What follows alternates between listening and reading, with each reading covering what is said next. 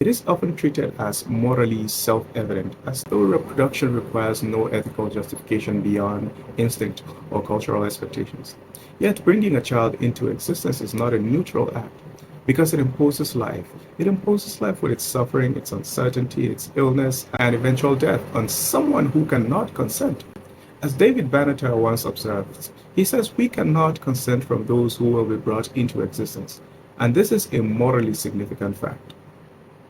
Once that point is acknowledged, the burden begins to shift, because what warrants placing another being inside the condition of existence without the being's consent?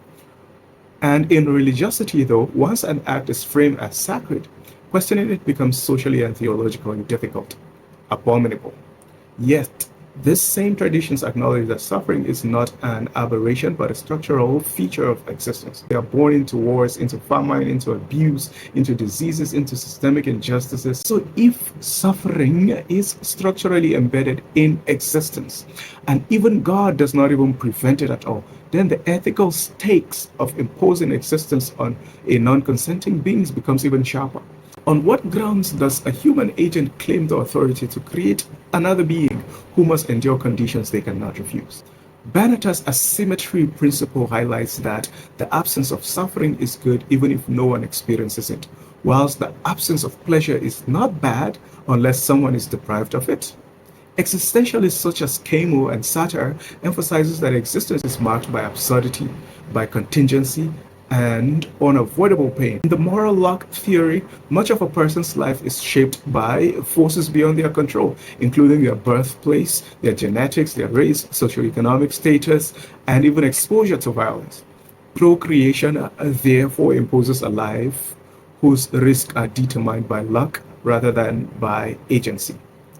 Phenomenology adds another dimension to the argument, because Levinas argues that ethics begins with the vulnerability of the other. But procreation creates an other who must bear vulnerability they never chose in the first place. To create a child is to create a being exposed to illness, to injury, to trauma, to death without the child's consent. Child is a separate consciousness inheriting consequences they did not choose. The emotional benefit sits with the creator, whilst the existential risk sits with the created.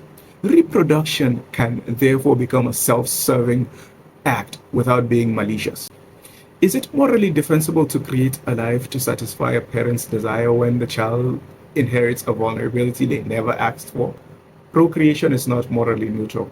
It is an immense act with irreversible consequences for someone who cannot choose it.